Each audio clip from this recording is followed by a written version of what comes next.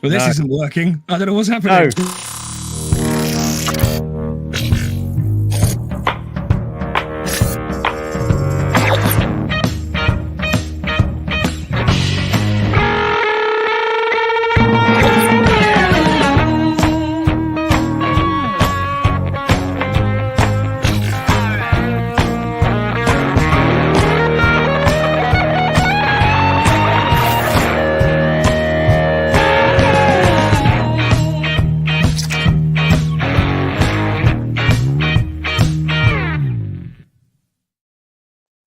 Bye-bye.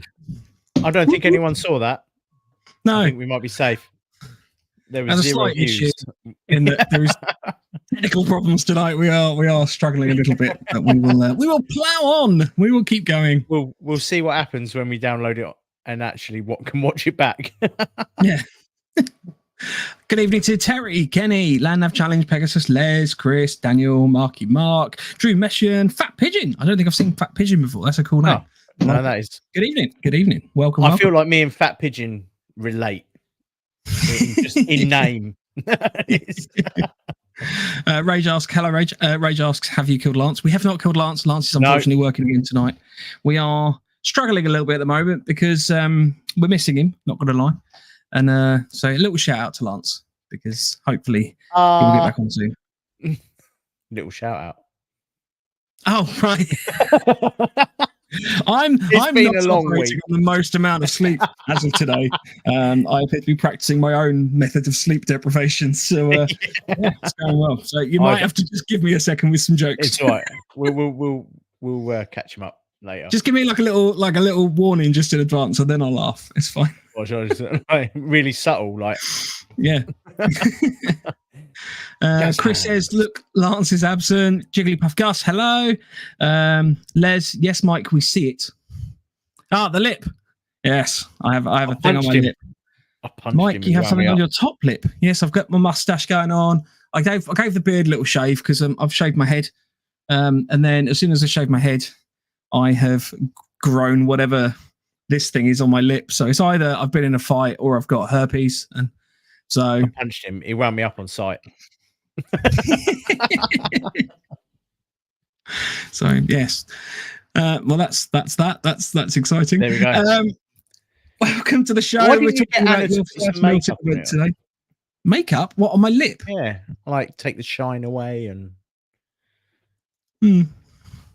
It looks a lot worse close up. To be fair, I was expecting it to be more awkward, but I'm not too upset with what's going on here, so that's fine. Right.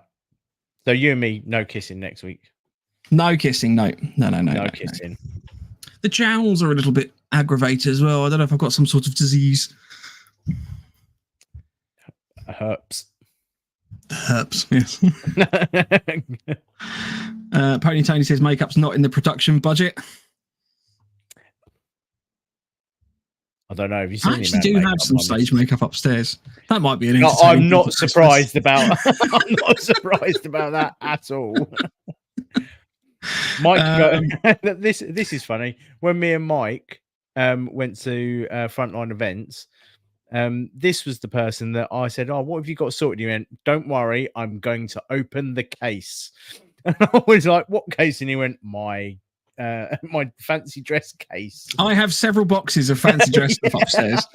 I don't think anyone who's watched the show enough, I don't think anyone is going to be surprised by that. Some of it's airsoft related, some of it's just general fancy dress. So it's quite helpful because if I ever want to do any kind of LARP or, you know, I want to be a bit of a character of this event, I can literally dive into my box and go, "Oh, I've got this, I've got that." It's great. Everyone should have a bit of a box, a fancy dress box. I've got a fancy dress bed. That sounds weird. It's underneath the. It's underneath Baby Yoda. Oh right, so it's a storage bed. Yeah, it's yeah. It's you get in the bed, and it's just like that's the only place you're allowed to do fancy dress. I am now a bed for fancy dress.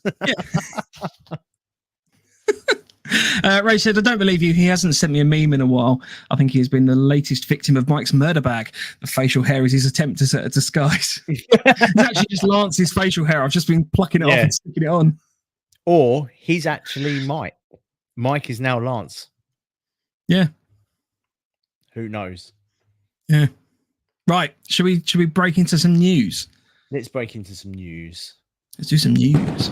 I take my gun and I go pew pew pew pew. News.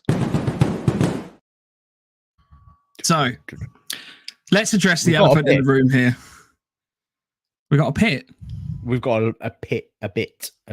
Oh, we've got a bit. We've got a bit of news. Let's address the elephant in the room and talk about the November Foxtrot Milsim experience. So we're not going to dwell on this. Nope. Long story short, we didn't sell as many tickets as we needed to. We had the capability of running the event for up to 80 people. We weren't naive enough to think that we would get 80 people, so we costed it on what we thought based on previous experience with the Intro to Milsim event and other events that we've done, as well as gauging interest from people that were keen to come. We didn't sell enough tickets. It's devastating, to be honest with you. We're all really cut up and gutted about it. We were massively looking forward to it. A lot of time and effort has been put into organising it. It's probably been Andy's, maybe not sole focus, but a good 80% of Andy's thought process for the last few months. The guys that know me, that's a lot. Like, that is a hell of a lot of brain power to be used on one thing. Yeah. So, but yeah, like I think we just need to be honest. So basically, we had room for 80 people to run the event. We needed a minimum of 30. And that would have given everyone a basic event with the 4 activities, the food, like everything that we promised. Obviously, the more that we sold tickets wise, the more we were going to give back. So once we got to like 40 tickets, we could put more prizes in into the raffle. We could run the vehicles for longer. We could offer more of a discount on some of the stuff that we were selling. There's for future. Yeah, we had more money for merch and things like that for giveaways and stuff as part of the event. So it wasn't. So it wasn't. And I'll be honest, in the 3 months that the booking was open, and I'm not saying this was our fault, choosing the wrong day, or if we didn't plug it enough, or like generally, I know it was the first weekend. Is it the first weekend of the bank holiday of the school holidays? So we needed a minimum of 30 within basically the last payday that people could book on. Within a week of that, we'd only sold 11, which it would just about cover the site. So it wouldn't cover any of the vehicles, food, or anything like that. So obviously it is upsetting, but hopefully we can learn from it. We can get some feedback from people. If you've got any feedback of why you couldn't make it, like, please, like, let us know. At the end of the day, we want to put on an event for you guys. And if you guys can't make it for X reasons, we kind of need to know so we don't make the same faux pas like later on next year or something. But yeah, obviously, if you do have any questions or have any answers of why, don't feel bad for not being able to make it. Like, obviously, no, this isn't this. To clarify, we're not expecting pity here at all. This is just we've got a lot of people asking us about it, so we're just being honest and open. That's what NoFo's about. So that's our stance. Yeah, and literally, like, just let us know the reasons that you couldn't make it, because maybe it's not something that you were interested in. Maybe it's something that, like we said, maybe it was the weekend. Did we not advertise enough? Please give us feedback, because at the end of the day, we want to know what something did go wrong, but we're not sure what. We haven't got the experience of running events or things like that. So please don't feel bad about dropping us a message saying, I didn't want to come because it sounded crap, or you didn't give enough information. Please be honest and just let us know.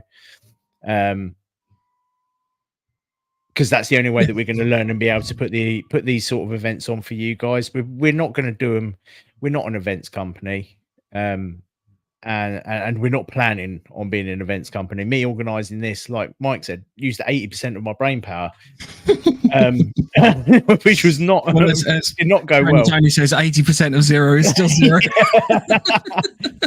The message, like I said, people that know me know that's a hell of a lot. To be perfectly blunt, we're not looking for this. Isn't spitting the dummies out the pram type thing, but we're going to be taking 2 weeks off from the podcast. I know that we had the last week, but we're going to be taking 2 weeks off. To be brutally honest, we're all a little bit burnt out. We could just do with a bit of a break. We're going to have a conflab about kind of where we want to just kind of reorg, get together, reorg, work out what we want to do, what the plans are, etc. in the future. Because for whatever reason, the event that we spent lots of time organising didn't go ahead, which is frustrating. So it may be that we want to kind of focus in a new direction a little bit. I don't know. We need to have a think. We're going to get together and have a little bit of cuddle and a beer and stuff like that. So, only you with that on your lip. I'm talking about the moustache. For those that did book tickets, please be aware that we are getting the refund sorted as quick as possible. The booking website that we've used, we won't ever be using again, because they're not very good as far as I'm concerned. I've really struggled with them this time. So I am getting the bookings refunded as quick as possible. And also please keep an eye on your emails, because we have kind of got something in mind to make it up to you, because we want to say thank you to the people that did book on. So yeah, please keep your eyes out. Hopefully I will get something out by the end of the week. I feel like this Fat Pigeon, can't blame you. Could have brought everyone along and booked more tickets. Just saying, maybe driving around in the wedding dress in an assault in the HPT could have been laughed. But congratulations, and I hope it all goes well for you that weekend. News: so Fat Pigeon's getting married. Yeah, there you go. Hey, we got one of them. We got digital clapping. That do. I don't think I've got clapping. To be fair. No, I'll have to add clapping. I think that was I think somebody else that a little while ago. Right, in other news, we're not dwelling on that. In other news, I wanted to mention this. This was a post from the National Airsoft Festival that was issued today. They have put a post up, and I can't now find it, so I don't know if it's been taken down. But the post said, "Want to avoid." I don't know if it is a meme or something. But want to avoid having to queue for the chronos at NAF 2024. Play at Ground Zero Airsoft from now until Saturday, the 17th of August. So the time of recording is the 17th of July. So for a month. And the last regular game before NAF. Get your guns chronoed there, and you won't need to get them checked again at NAF. Leaving you more time to browse the stalls, enjoy some food, drink, or just relax. And for those of you coming to NAF from outside the area, the chrono queue will be much shorter because of this. Everyone's a winner. So, yeah, I'm not going to just slate it, because I don't want to do that. I'd be interested to see what people's thoughts are on it. I am. I'm going to slate the crap out of it, and I'm going to put my... I haven't got a Marshall hat. I need a Marshall hat. But my Marshall hat is saying, I'm sorry, NAE, but if you are listening... What a fucking stupid idea. Right? I don't swear often at ideas, but how ridiculous is this as an idea? You're giving people a month, an actual month, to go away and just do whatever they want with their weapon. Like, I could go and buy a G&G Combat Master, completely rip it out after you've chronoed it and put in a HPA engine with a secret line. You've tagged it and said, "Oh yeah, that's fine." And right, it's just ridiculous. I'm going to give them some credit here. Okay, so bear with me. I'm gonna try and play. I don't think it's as ridiculous as your. I know it is on the face of it very, very strange. It's not, in my opinion, probably one of the best things to do, but I can understand kind of where they're coming from. But the point I want to make is that the way that obviously NAF works is once you're at the event and you've had your weapons chronoed anyway, you effectively have 2.5, 3 days with your RIF with that tag.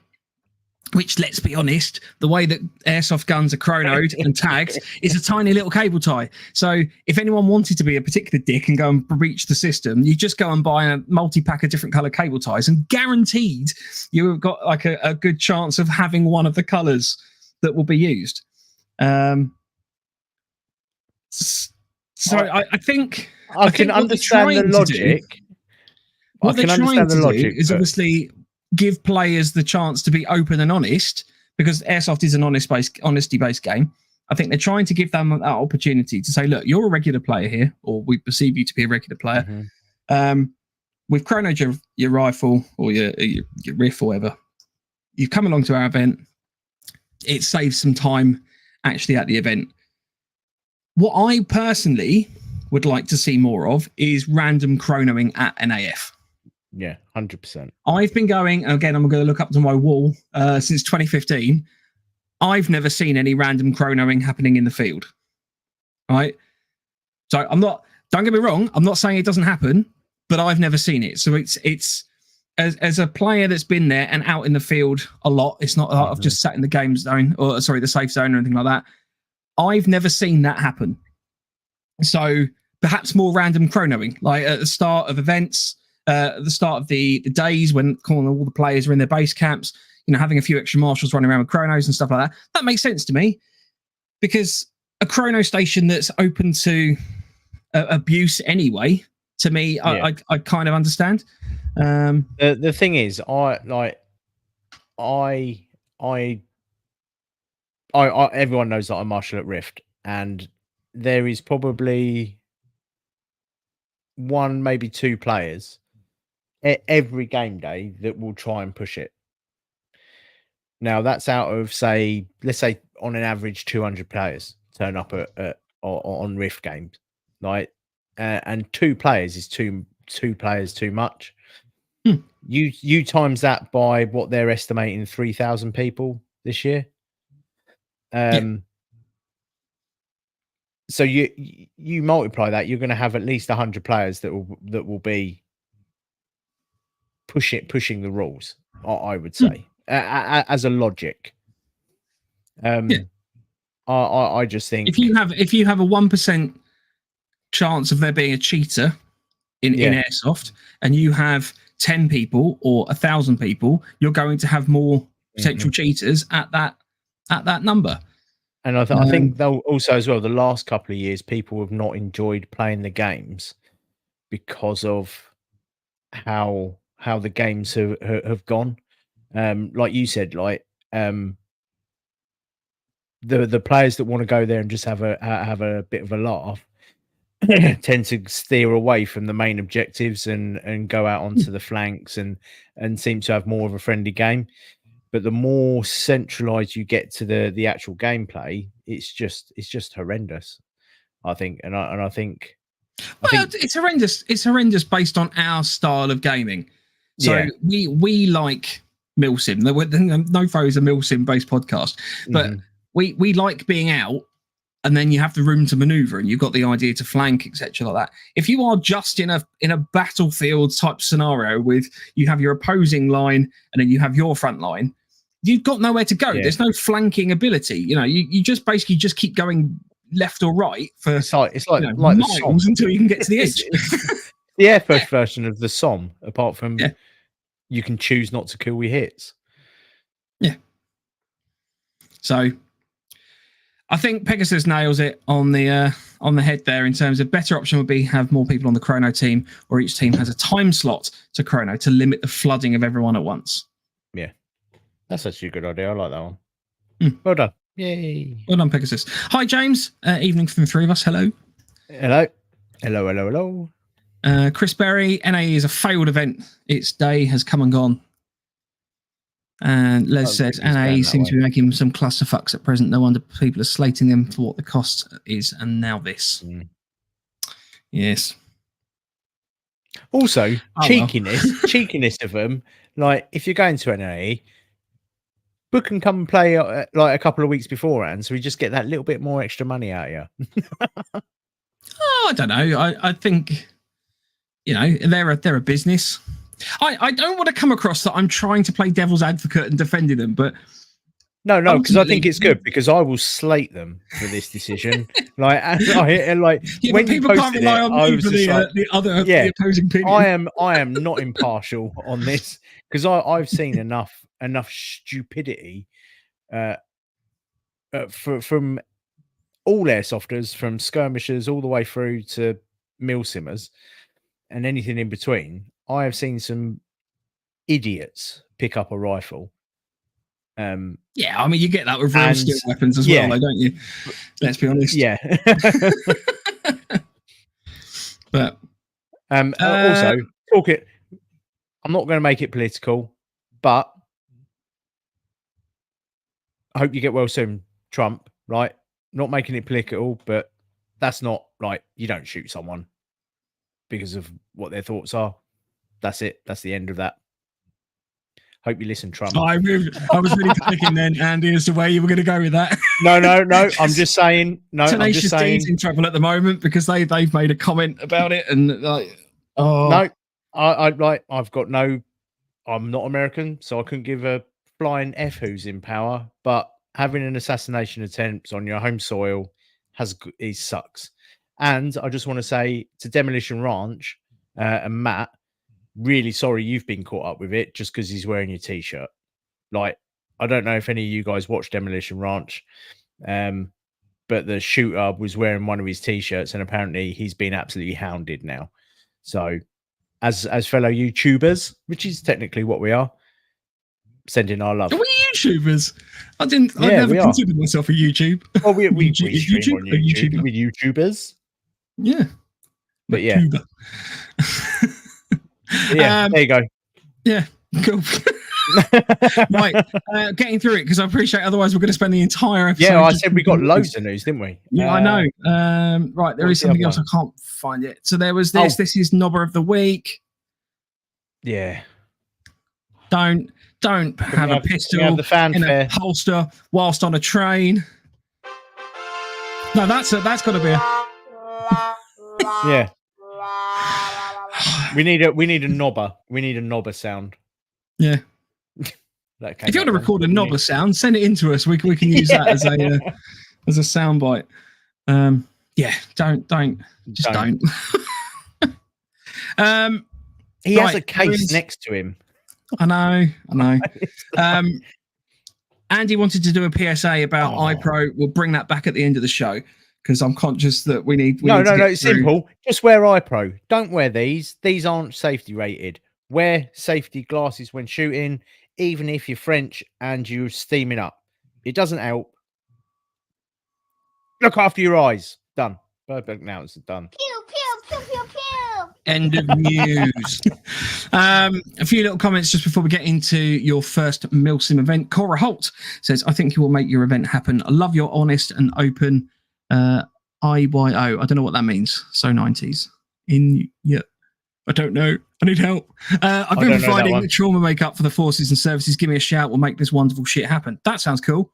Be up for that. Yeah, sweet. She also says, I assume I don't know actually. There's always going to be some twats when you have a lot of people at an event. It's not just airsoft.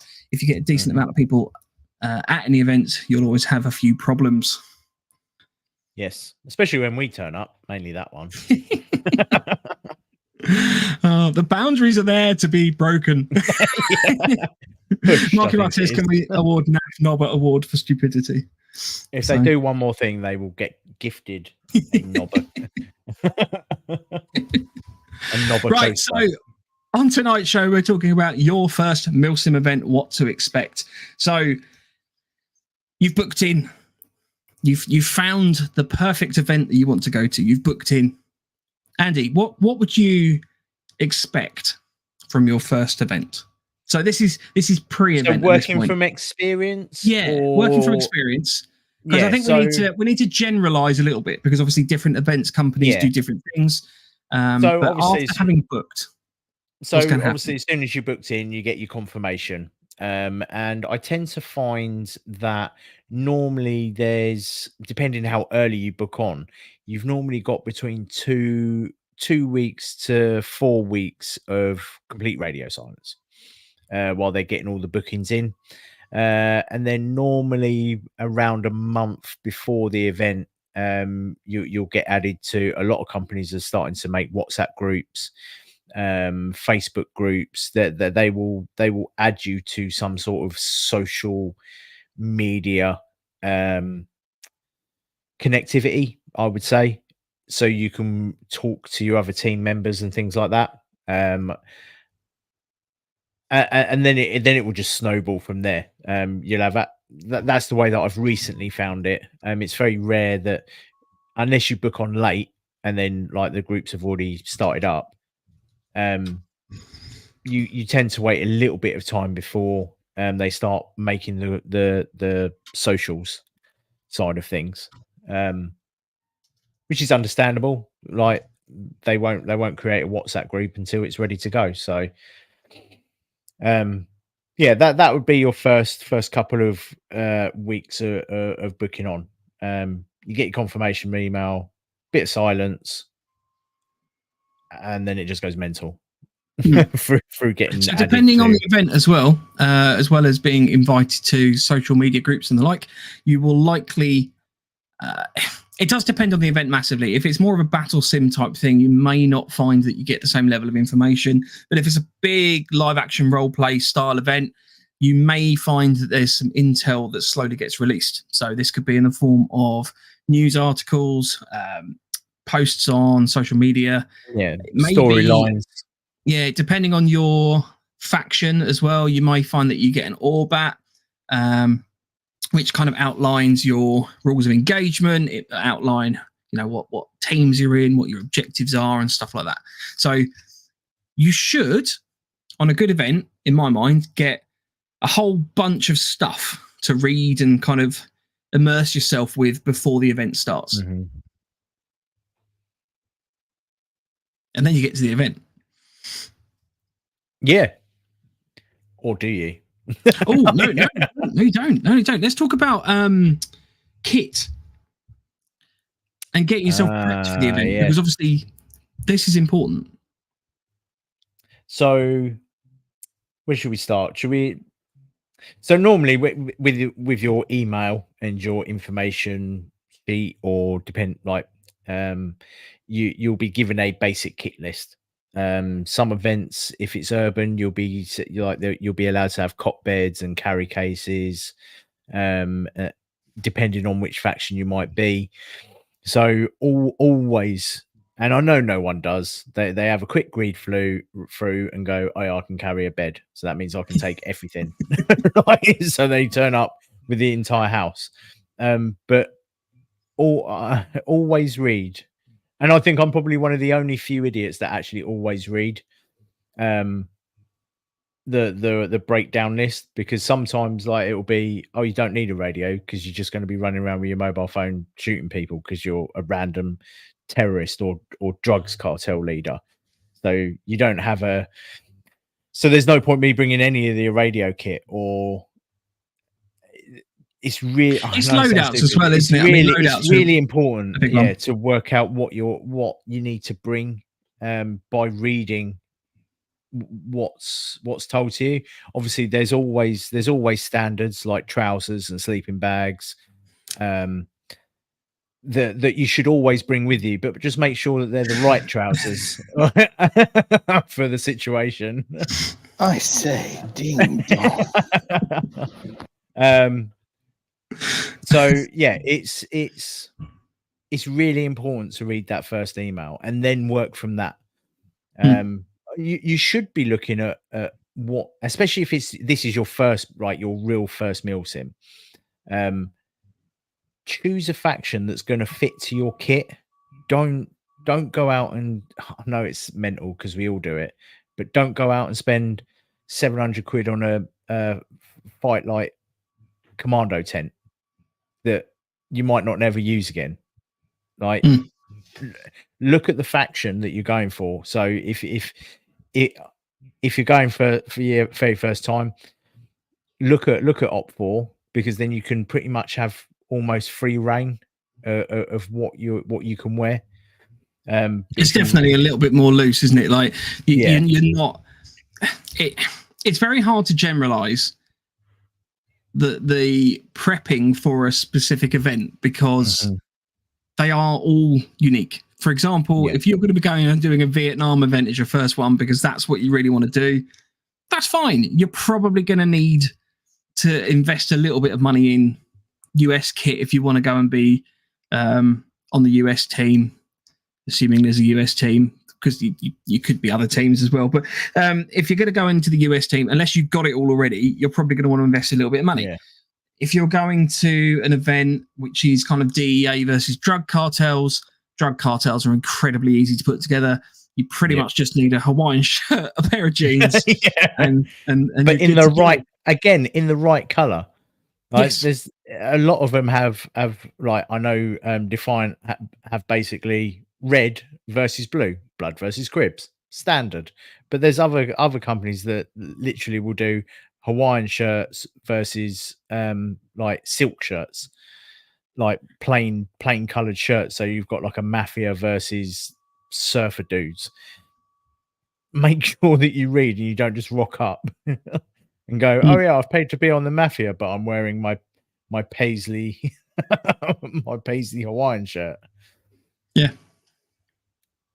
I mean, there was a classic example at one of the events we went to recently where the team colours that we were on were MTP, tans, etc. And the person rocked up in full DPM because I think that's just what they had. Now, again, depending on the event, it is a nightmare if you're trying to organise an event and you go to the effort of going, right, we're going to have one team in this loadout or one team in this loadout. And it's weirdly noticeable from when we did Op Phoenix how much regular players struggle to when you take that away from them, because for Op Phoenix the loadouts were pretty much, it was a post-apocalyptic style event. Whatever you could foreseeably get your hands on in a post-apocalyptic world, be that military gear, that high fashion super Gucci civvy gear, or even just combats and a t-shirt or something like that. It definitely went from one extreme to the other. There was a very wide variety of kit out there. But initially we had issues that people didn't know what to wear, because, and we even gave them like template examples, but I hear reports of the MTP team, the UBG, getting like, well, we've fully kitted up in multi-camo, like, right, that's fine. Think outside the box with it. And that was actually one of the things that people liked about that event, was the ability that they could literally, rock whatever they wanted to. Yeah. And then kind of mix and the fun thing was that no one knew what faction anyone was with. It was completely random. So if you were going to book onto an event with a specific loadout or a specific thing, then check that out. If you are going to an event which has no kit list or anything like that, I'm going to introduce you to the Intel section of our website. So if you go to novemberfoxtrot.co.uk/Intel, or just the main website and then go onto the Intel tab, we have some NoFo guides and you can jump in there, and we have a typical kit list 2.0, which is the latest one that we have produced, which no longer suggests torches on absolutely everything. If you don't have a torch on the old kit list, you weren't reading it. So you can just click on that, and that will then download the PDF, which I will just bring up. The new PDF. And we do recommend that if you are going to use this regularly, that you can get these laminated. Yes. And then you can use a Sharpie or anything like that to write on them. And then alcohol wipes, like the cleaning wipes. The ones I always seem to collect are from when you have a new phone screen. So, because they usually come in like packs of 2 or 3 in the phone screen thing. So I just kind of use one and shove the rest in a box. But they're really good for cleaning that off afterwards. I can't get this thing up quick enough. It's really frustrating me. Do you want me to just grab the ones that are on my desk? No, it's cool. It's cool. There we go. So we have the NoFo typical kit list, version 2. So it's broken down into your shelter system up the top. In the blue box, in the green box, we have your kind of basic clothing and for high risk of wet weather. And then we've got a variety of other things kind of broken down into various sections. So toolkit, welfare and emergency, food and hydration. stuff. It is. We even included 6 custom boxes on there that you can add to stuff just to make sure that you remember to make to bring that essential item you need to bring. So that's all free. You can get it from the website. So I still use it. I use mine as well every time. I always forget something, but every time I can. Yeah. And then it gets added to the list. So every time we have an event, you download a new one, because Mike would have added what he's forgotten that weekend or what I've forgotten that weekend. The thing that I usually forget, to be fair, is when we do events with specific items. So this is something also to bear in mind for different events. So we generally play kind of more of a militant approach. So PMC or JTF, kind of like NATO forces, even bad guys, whatever, like kind of a militarized faction. But whenever I find that there's like a cartel faction or something like that, that's when I forget stuff, because it's like, right, okay, I need the holster that's sitting in the box over there that goes on the belt so that I can like slide that in, and then that's for that gun, which I don't use for any other event. Little kind of bits of props and things that are in the prop box upstairs that I need to get out, like my gold chain or sort of certain t-shirts and sort of bits of clothing and stuff like that. So that's when it starts being a nightmare.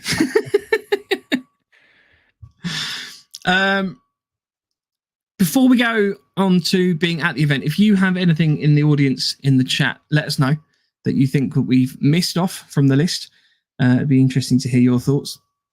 Marky Mark says, now I've been doing Milsim events as long as some within our community. I found the build up to Op Phoenix build up to the actual events spot on. Well, thank you very much. We don't pay him to say that.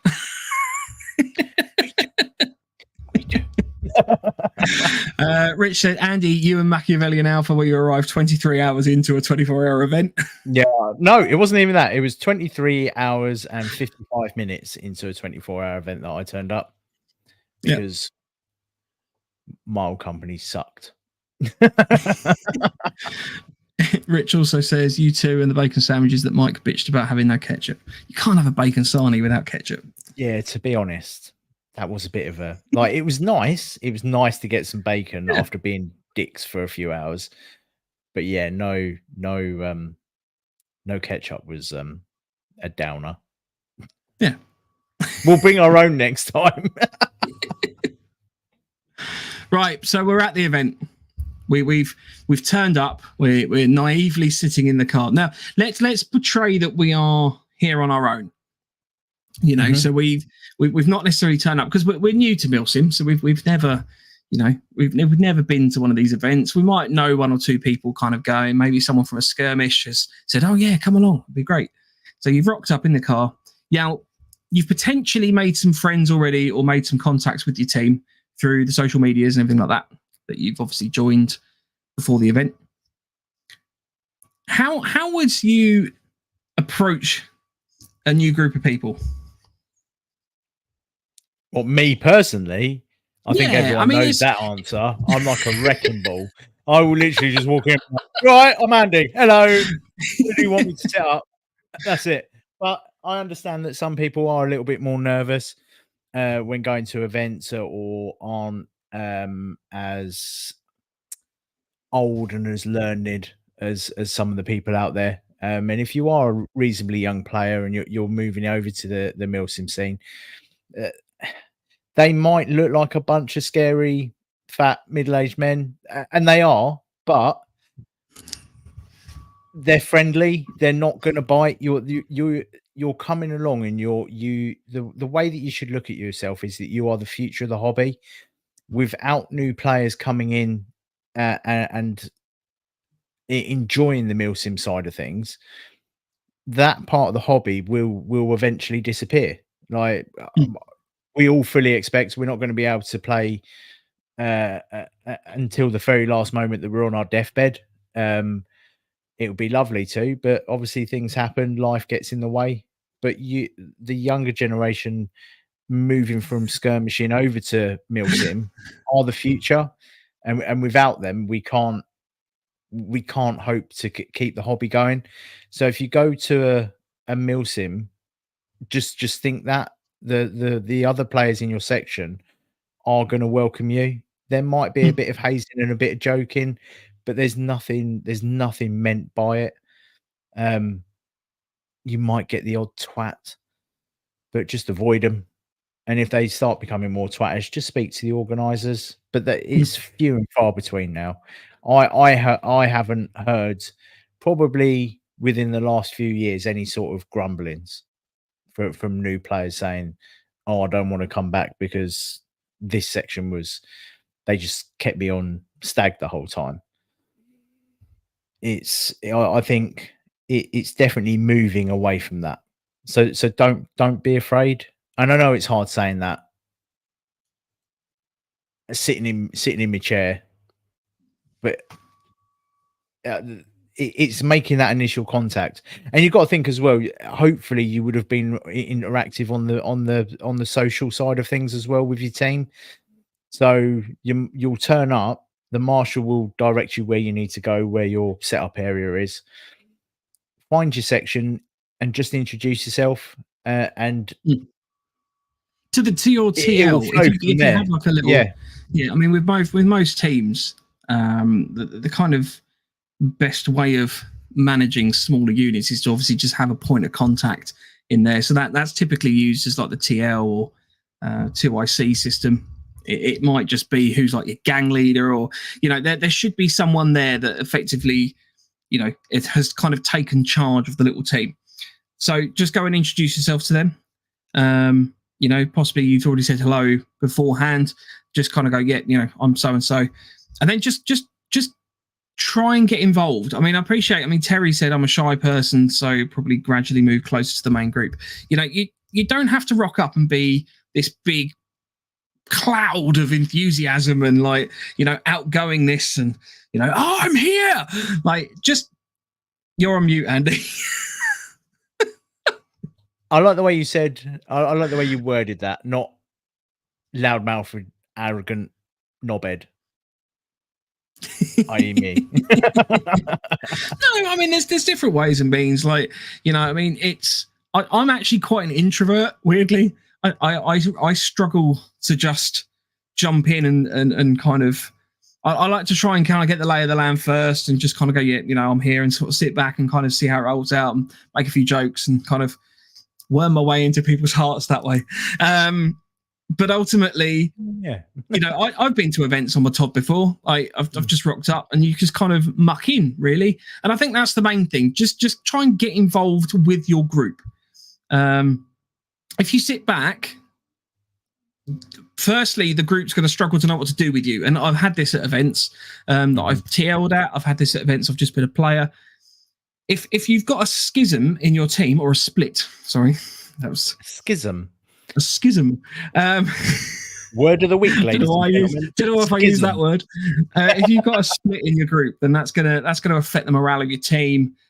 People get upset because they don't know what's going on. So you need to try and merge that as much as possible. And it can be a challenge. If you've got teams split in two different rooms that they're kind of bedded down in. If you've got kind of little cliques that are formed. So, I would try and say that a good TL will try and break that as much as possible and kind of incorporate you. And I think that's important because ultimately, Alex Hillary, what the fuck is that above your lip? Thank you. Should have been here earlier and then you'd know. Yeah. I think it's important to try and help new players get involved. And if you are a new player, tell the event organizer when you book in, say, look, I'm new, and they will look after you. It's in their interests. It's a business. I know we all think that airsoft's just, it's great. It's a hobby, but the event organizers, to be event organizers, need to make money. All right. So it's in their interest that you have a good time at their event. Don't rock up and be a complete knobhead about it. And oh, I didn't get looked after. I didn't get a free watch or something like that. That's obviously not going to happen. At the end of the event, I didn't get my gold watch for participation. It's not. Didn't get a medal. But also, they're going to make the event as good as possible for you. But also, don't be afraid to make mistakes. I sorry, Chris, but I'm going to use you as an example. We don't have to name him. Yes, we do. He needs to own it, right? Oh, But sorry, Chris. this gentleman then forgot his trousers. It is now a joke. It's funny. He laughs at it. Well, I hope he laughs at it. If not, I'm causing serious psychological damage. But it's a joke. It's something that someone's mucked up. I brought the wrong tart. Did you think that Mike and Lance let me live it down? No, not at all. It's just Andy one of rocked those up at things. an event with 5 different coats because he didn't have one I waterproof didn't layer. have one. I didn't have one, so I bought 5 coats with me, just so as each one got wet, I could just discard it. Right? So it's one of those things. Like, everyone's going to make it. You could have been doing Milsims for 15, 20 years. You could have been in the army and doing it for real life. You're still going to make a mistake at some point. And people are like, it's just human nature. So just own it. Just have fun with it. If you fall down a hole, you've fallen down a hole. Your nickname might become Rabbit Man or something. I don't know. But you see what I mean? It's not just go in there. And of course, you're going to have anxiety because it's your first event. But just go for it. It's the best. You've paid your money as well. So don't kind of shy away from it, would be my advice. Can I'm just going to put like a little announcement here, and Andy will probably echo the same sentiment. But if we are ever at an event that you are at and it's a new event, you know, you've just got into Milsim, come and say hello. Genuinely, I want to see you and give you, you know, I'll probably have some stickers and stuff and kind of like say hello and see how you're getting on, because it's always cool to meet new people. You know, the last proper like new person event I really got to meet some new people was the Octo one. And it was great because we had like loads of random people in the team, and it was quite an intimate event. We didn't have, you know, hundreds of people, so it was nice to get to know various people and chat to them, and, you know, yeah, it was just cool. Also, yeah, so, but also like if you are on your own and you know that we're going to an event, message us. We'll happily have people on our team. Like we're not 100% experts. Like we're not even 10% experts. No, but we've learned a lot from our listeners, and our listeners join us. So if you are going to an event, drop us a message. If we're going to it, let the organisers know and try and get in with our section. Sorry, Jigglypuff Gus has said Woodlson hello at the NoFo experience. Is that too soon? Too soon. Yes. But nah, it's all cool. Yeah, it's all cool. Honestly, like we're here. The whole point of it is that, especially the NoFo podcast, is to help new players, and hopefully try and spread some knowledge between some of the more seasoned players as well. But yeah, like, message us, come along, speak to the organisers. But my main thing is get stuck in. You've paid your money. It'd be like going to Alton Towers and not going on any of the rides. It's not a bad metaphor there. Yeah. I was going to use a different one, but then I thought, oh, that might be pushing it. Okay, I don't want to know what that was. I might say it at the end. The end. It's ketchup on the kit list PDF. It's not at the moment, but it might be. No, it needs to be added. Some sauce sachets. That could become an argument, because some people might say ketchup and some people might say brown sauce. Yeah, I think you just have to have like general sachets of sauce. Yeah, sauce of your choosing. We will add.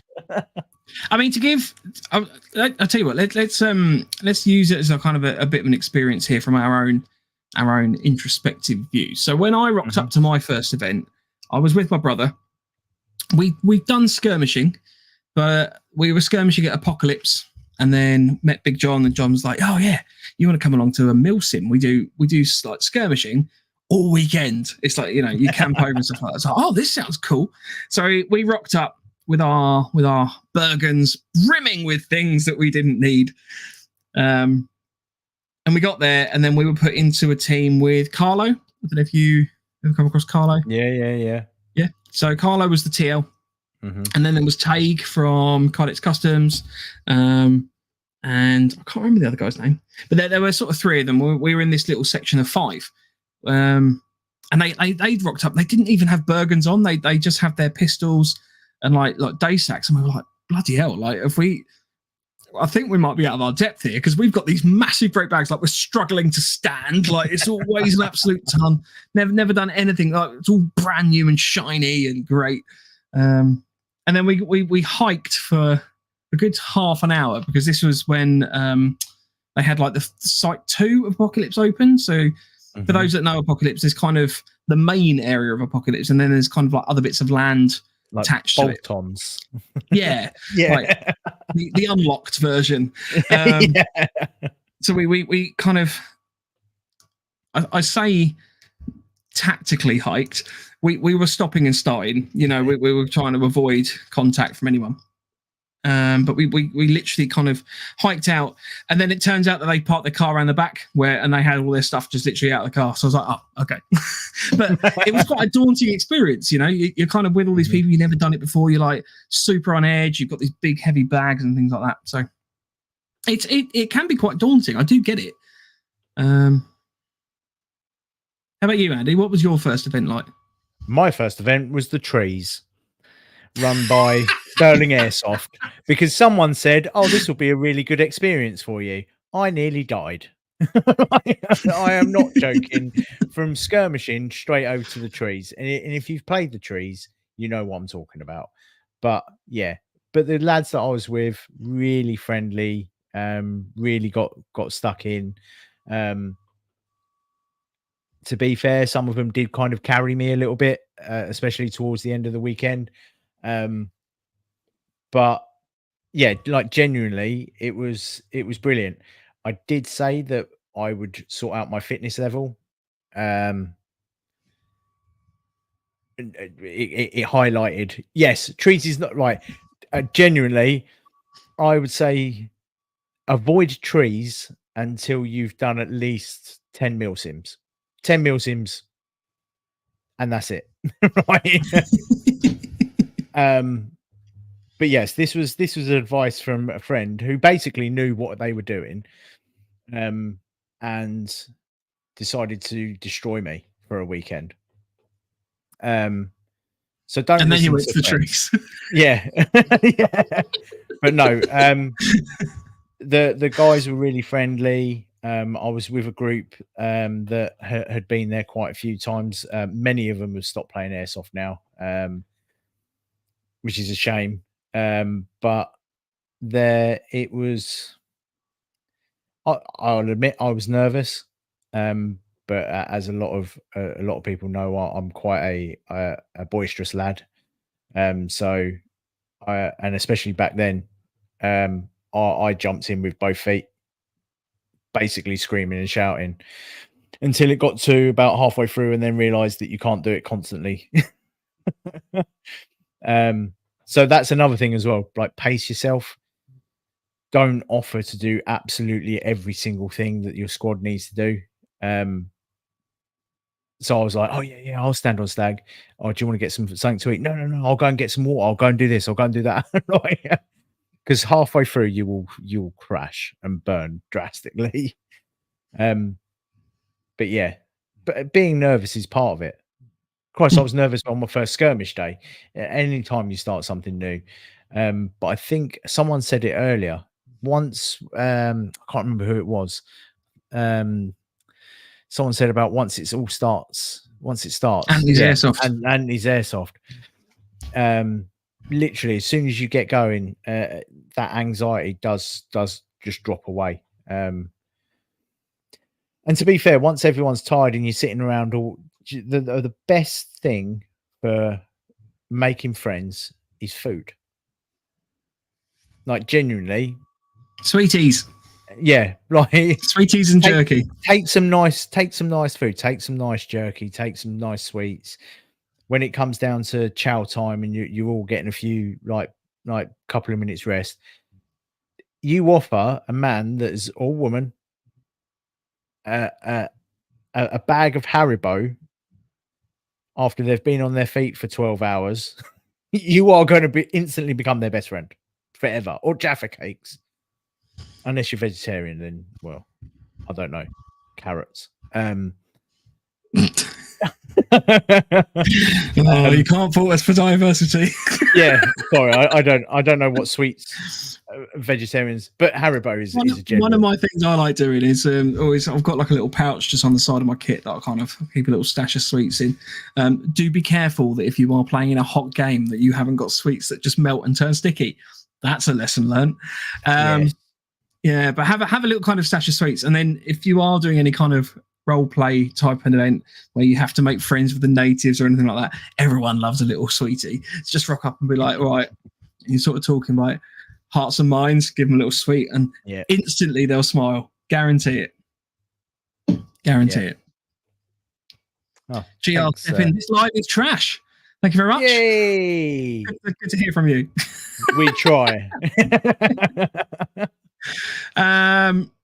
Paul Harmon First says positive feedback that is. Paul Harmon, I'm assuming HPA is frowned upon or banned in a milsim. I've never seen it banned, and I wouldn't really say it's frowned upon either. To be honest with you, it's probably not as common. Well, I don't know. Maybe it is. To be fair, I think a lot of HPA users that use it hide it very well. So you wouldn't even notice. LMG's on a fixed position with HPA, like blinding bit of kit.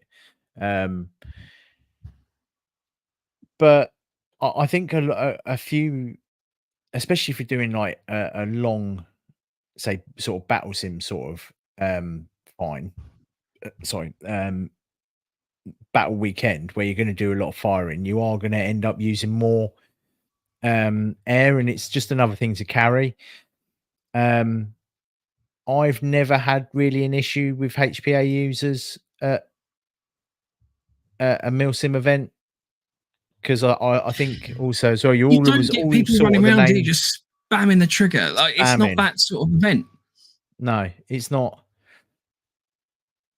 And the ones that do use it hide it extremely well. Like, there a lot of them I've seen where they've had it in the sling, like they've threaded it through a sling, so the HPA taps on the actual sling itself. The bottle goes straight into a day sack, and you wouldn't even know.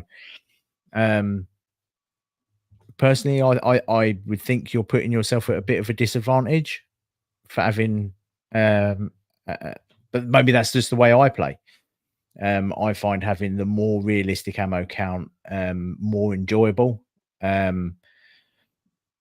you can still do that with HPA. Yeah, you can still do that with HPA. Yeah, ammo, but and then you've got you're limiting yourself because you've only got a finite amount of air. But then again, you're doing that with gas. That with gas. Yeah. So no, I wouldn't personally. To answer the question, I wouldn't care if someone rocks up with HPA. If someone rocked up running HPA but wearing a full SEAL team outfit with a proper gas canister on the back, then I'd be like, "You, sir, are legit." Like, black wetsuit, everything. What? Yeah, I'd be like, "You, sir, get a medal." No, I mean, I don't think I've ever had any issues with HPA users per se. I mean, it's not a HPA issue specifically, but you do get the occasional overkill. People do that. It just is what it is. You know, people get excited. In terms of the gas and everything like that, like the airline, I think I've probably seen more people struggle with HPA systems break. Yeah. But for the most part, I've also seen a lot of very nice HPA setups, which when they're out on the ground and running around firing and everything like that, there is that kind of, that's nice. I like that. There was that lad, wasn't there? That was running the Daytona Mark 46 off the back of his little technical. Oh, when that thing went off, you could hear it across the ground, and it was just, I love that. Want it. But then again, he did have he literally had a full tank in the back of his technical to keep it running for the weekend. And even that went down. That could have been my fault though. because I did get a little bit carried away when he said you can fire it. I was like, yay. How much air have you got? But no, I think as long as it's the same with skirmishing, and as long as you're sensible and you look after the other players, yeah, no one really cares. No one really cares if you're running HBA. There's always going to be the HBA jokes and things like that because that's part of it. It's like Milsimmers taking the piss out of speed softers and speed softers taking the piss out of Milsimmers. It's just part of the hobby. Just enjoy it. Don't take it too seriously. Pegasus says one thing I would say is that most companies will have the trusted teams or people that will always be happy to help or guide the new people. So that, again, let the organizer know when you book it on, because that organizer should have an idea of kind of their kind of more regular players, and they'll again, they want to look after you, so they will probably try and put you with somebody that will look after you as well, because obviously the organizer can't necessarily be with you 100% of the time in the field, but your TL, you know, if they've got a group of people that they know will look after you, then they'll put you with them. So simple. Yeah, simples. Marky Mark, from experience, attending Intro to Milsim for me was quite intimidating, but I found everyone to be open and welcoming. I also found it the same in each event that I've done. So that's nice. Thank you very much. Because I know that Mark, I think that was the Intro to Milsim was one of his first events. And that was quite strange anyway, because there were a lot of new people there that we hadn't met before. But again, you know, the whole premise of any event is that you want to have fun. Everyone is there to enjoy that event. So just, you know, get over that initial hurdle of anxiety and everything like that, and just go for it, because you'll enjoy it. Yeah. Les says, my first event was at Apocalypse, also my first time running with Mike and Lance, and the amount of unnecessary kit I took plus kit I needed was sound advice by you guys. Now my kit is squared away, so talking to people does really help with the type of kit that you need. Yes, that's one thing that we didn't touch on really. That I've always found that, so for me, my first event, I didn't pack enough. I thought, yeah, no, it's fine. I've got a waterproof jacket, got some cleaning stuff, and then loads of ammo and loads of batteries and stuff like that. But then once I was there, I realised, right, okay, well, actually, I need a better sleeping bag. I need a better roll mat. I need a better sleeping system. I need less ammo, right? Because you're not shooting as much as you think you will be. I took 10,000 rounds with me to my first Milsim because I was like, I'm going to be out for a long time. I'm going to need a lot of ammo. And to be fair, now I probably take 1 or 2 bottles, if that. I'll take 1 bottle normally, I think now.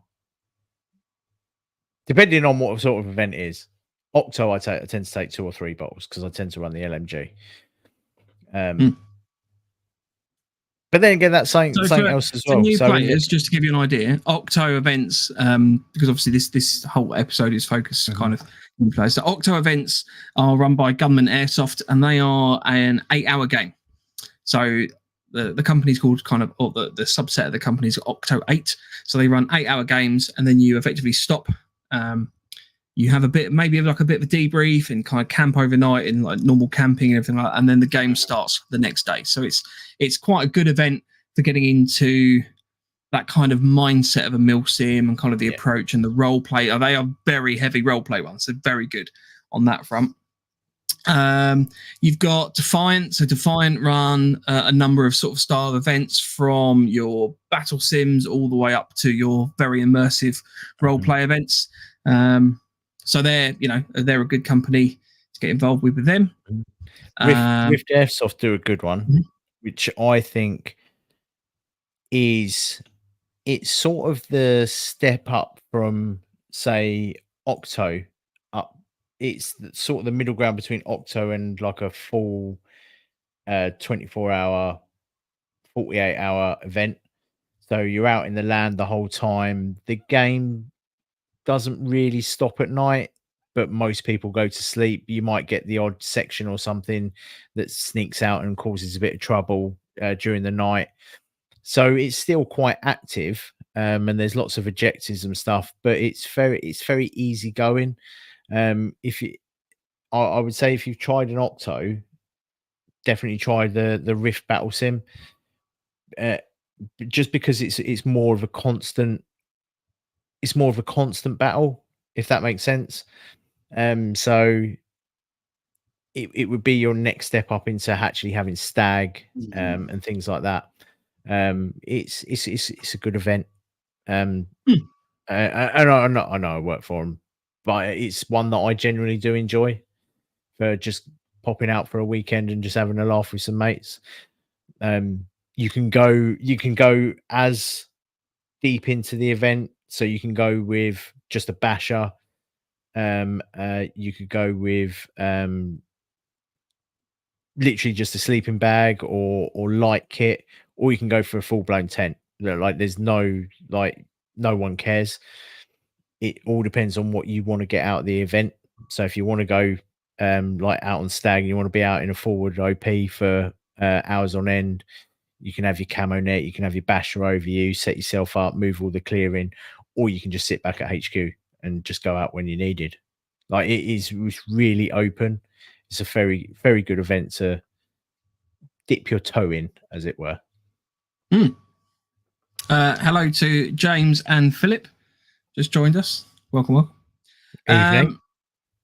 If you are looking for an event, you can again jump on our website. Now, this isn't an exhaustive list, but under our Milsim event section, you can find a number of companies there. So we've got BrickTac events, Defiant events, Frontline events, Octo 8, Empire events, ours, Milsim West, and Sterling Airsoft as well.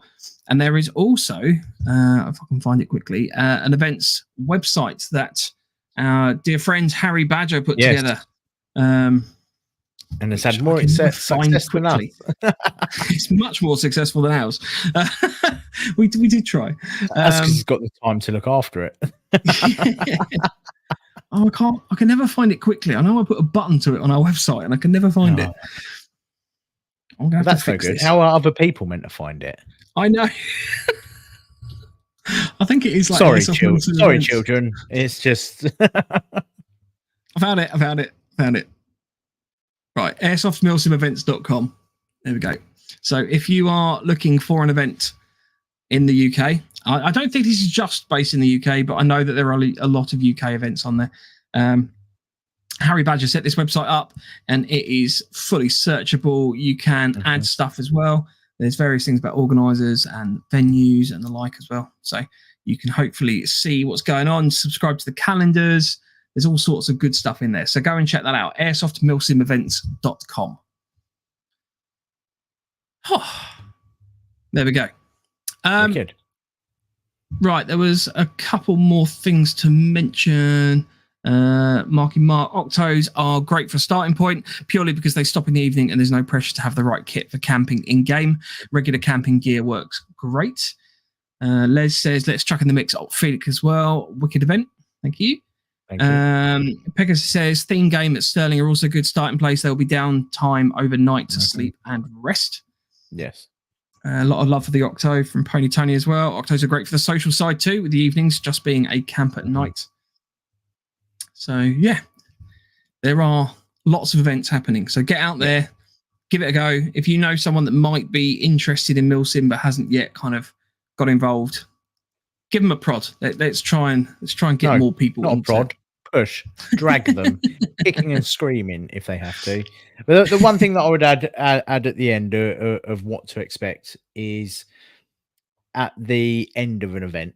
Obviously, everyone's all trying to pack up their stuff and get home as quickly as possible. But from an organizer point of view, we've helped out at a couple of events now for other companies. We've ran our own. Please always remember to kind of tidy up after yourselves, like have some good personal admin. The amount of times that we've gone into sleeping areas or areas that have been occupied for a long period of time, at the end of the game, everyone's kind of packed up their stuff and just left piles of rubbish. And on some of the sites, that we've used in the past, it is a blight on the countryside. So just make sure that everyone has at least a black plastic bag. Even if you take it to the car park and leave it at the car park, that's fine. There's normally like a trash collection or something. But just try and tidy up after yourselves, because the last thing you got to think, the organisers and all the staff there, although you've shot home, they've still got 2-3 hours tidying up before they can leave the site. So kind of look after the organisers as well a little bit. It's not even that. It's just And don't just be a say- dick. If you take rubbish, you like just take it back with you. It's fine. It's not hard. They've spent the time. The way I look at it is they've spent the time putting on an event and organising an event for me to enjoy. The least I can do is not give them an absolute shed load of work to do at the end of the event, and that's just the way I look at it. Mike obviously looks at it that everyone's a knobber, so stop. No, you are. Yeah. In all honesty, if you leave a load of rubbish behind, bin bags And are it's not hard. not very It's not expensive at all. hard. Like, so. James Dadson says, any recommendations for a template to organise a battle sim event? We mostly play skirmishes in my area, and I'd like to introduce our small club to Milsim. I wouldn't talk to us. After all, yeah, I mean, we don't have a template for a battle sim event, but I mean, the way that I would approach that is, if you've ever played a first-person shooter computer game, there are different types of game style. You've got Capture the Flag, you've got King of the Hill and stuff like that. yeah, King of the Hill is a really good. Yeah, King of the Hill is a really good scenario for a battle sim. If you and don't just have like one hill. If you think of the proper like Battlefield, Battlefront or Battlefield or those sorts of games where you've got like a couple of objectives across a map. Have two teams and basically charge them across an extended period of time with the ability that they need to secure or capture and secure those objectives and maintain those objectives. That is effectively kind of your, I would say, initial kind of toe into a battle sim style scenario, because you've got people out on the ground for an extended period of time. You potentially have to set up supply lines and kind of deal with that sort of setup, I guess. I do have some bits and pieces I'm happy to send you, James, if you want to get in touch with a nice little segue here, but you can talk to us on our email of nofochat@hotmail.com. Our Instagram is @November_Foxtrot_NoFo, and the website is novemberfoxtrot.co.uk. Ping me an email on there. What I can do is send you a kind of briefing pack that I've got from a couple of events that I've sort of written for. Might be quite useful for you. I mean, it depends on how you want to run your battle sim. He's the man to speak to. Like, he pretty much, between him and he wrote the storyline for Op Phoenix, and Lance helped with the organization. I did nothing, by the way. This is the man to speak to. Drop him a message. He'll look after you. I won't. Yeah, it's not like a template type thing, but I've got some stuff that I can send you. Yeah. You can use as kind of briefing materials and things, which is quite useful. So, plus, also let us know if we're free. We might be able to come along and enjoy it with you. Yeah, might not want us there. Yeah, might not want us there.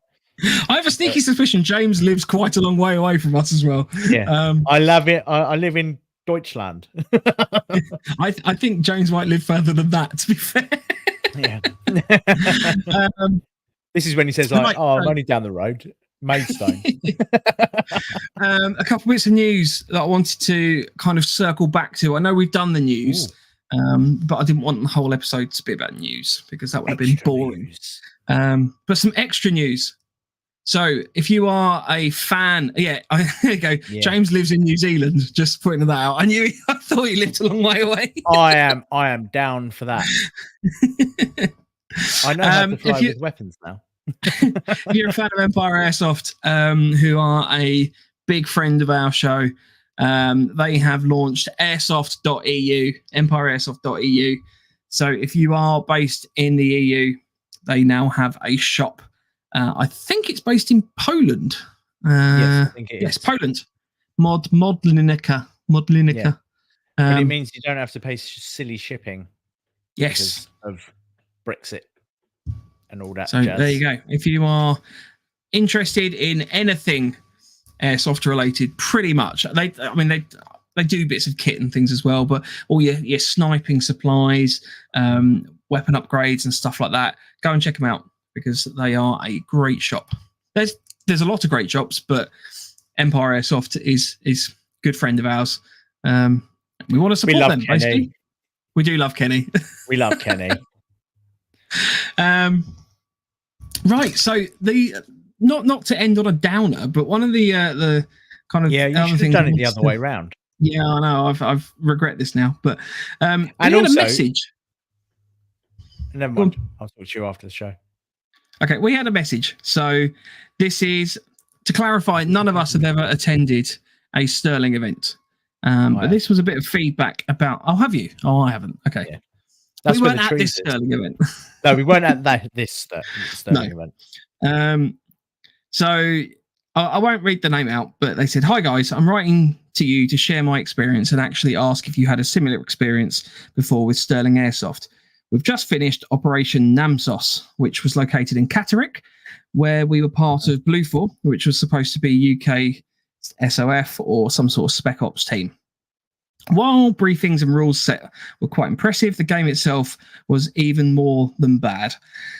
Beforehand, we didn't know that Sterling got their own airsoft team, and we quickly find out that they do, simply because they've been allocated all of the main tasks, and our role was just to support them and provide cover.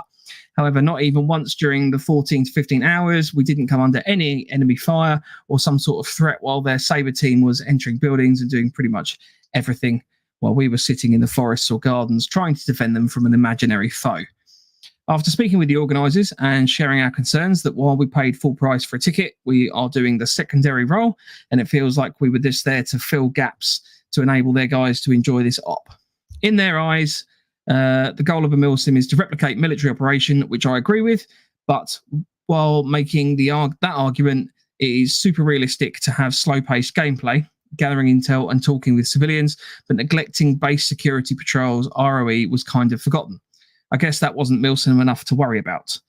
It was our first Milsim in the UK, but we aren't new to airsoft or Milsim in general. I am myself ex-French legionary, so I get slow-paced gameplay, structured companies and operations, but this seemed like big boys club where the owners get all the fun and we were the lower-class airsofters there to fill the gap.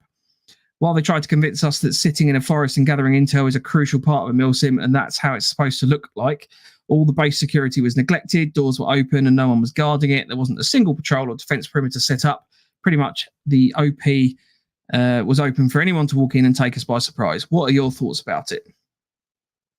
So I'd like to just clarify that is a message that we've received. That's not anything of our own particular opinion because we've that's just as it is.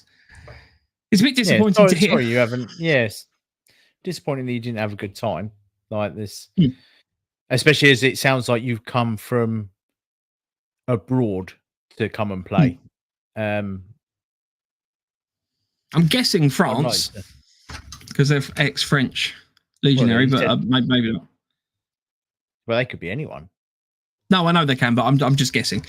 Yeah, but yeah, I think that what they've done. So breaking this down a little bit, regardless of how the event is set up, there will be other. If you're at a big event and you've got multiple teams, there will be times where other teams are doing what perceivingly is more fun stuff than being on stag or something like that. That happens at any event. If you've got a stag duty, if you are stuck on stag and you see something fun happening, you're going to be like, oh, well, that's a bit shit. I'm just standing here for no reason. Hopefully stag is set up as a functional thing. There is no point in setting up a stag perimeter. And for those that don't know, stag is basically guard duty. if you have a camp or something like that, which you are trying to defend from the opposing forces just walking in, then stag is quite important.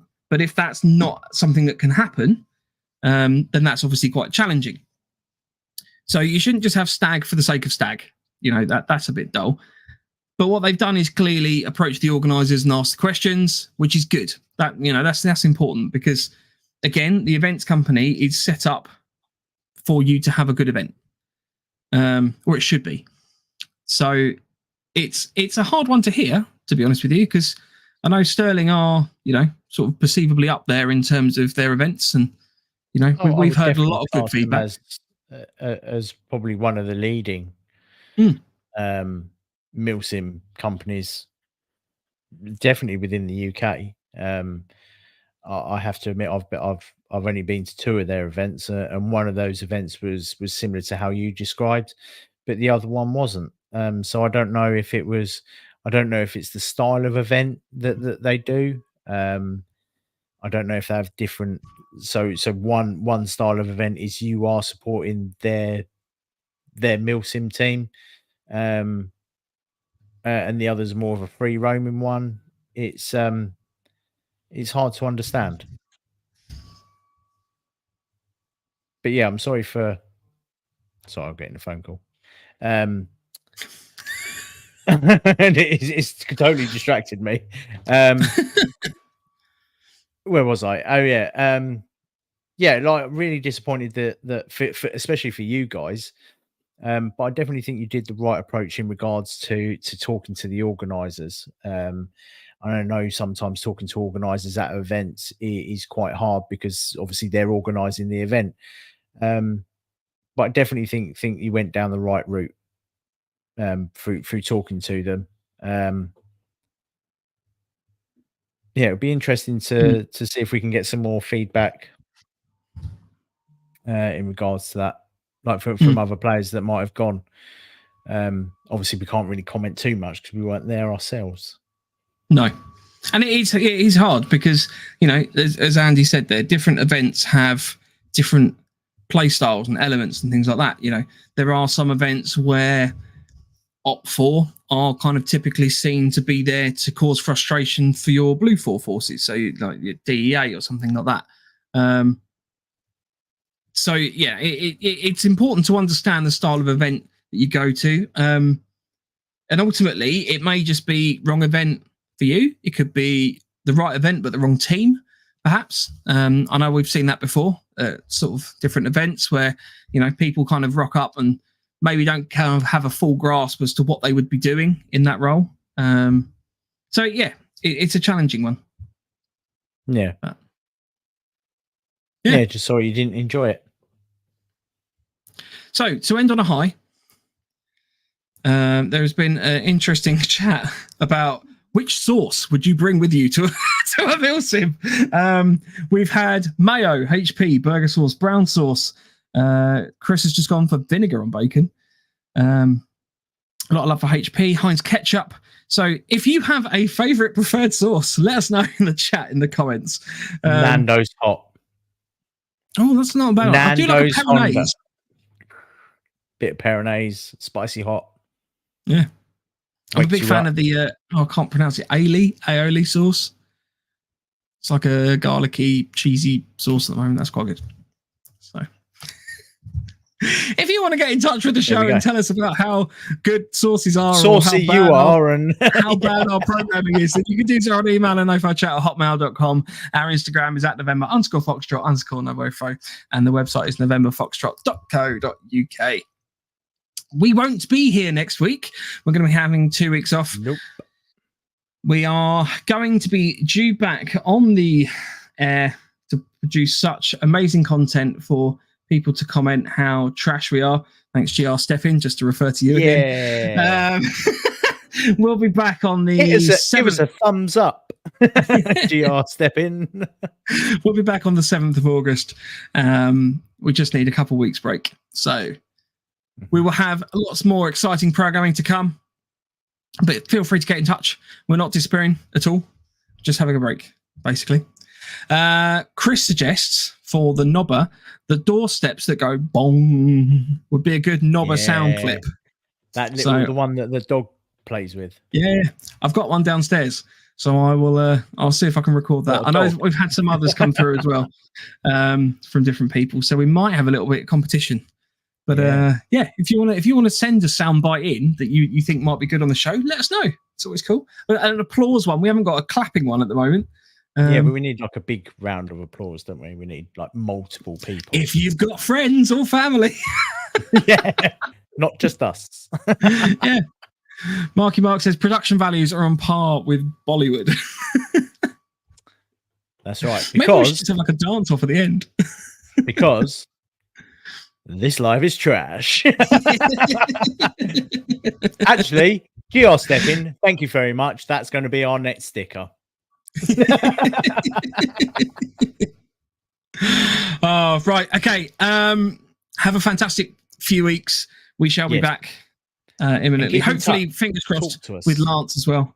If you booked onto the intro to, not the intro to Milsim, the NoFo Milsim experience, please keep an eye on your emails. If you don't hear from us by probably like mid-weekend, then give us a shout and I will make sure to contact you personally via other means if needs be. Carrier pigeon. I'll go carrier pigeon. It's fine. Right. We shall see you soon. Say goodbye, Andy. Yes. Bye, Andy. Oh, we didn't do closing words. Oh, yeah. What's the closing? Let's have closing words each. Let's have closing words for rocking up to your first event. Yep. What's a key takeaway message? You go first. You've paid your money. Enjoy it. Don't hide away in the bushes. I was going to say get stuck in. Just have a go. You know, just you don't have to be super volunteery or anything like that, but just if stuff needs doing, have a go. Try and get involved. Yes. We'll see you soon. Have a good week. A couple of weeks, and we'll see you. Yeah. See you back on the 7th of August. Stay NoFo. Stay NoFo. Ciao, Bella. Ciao.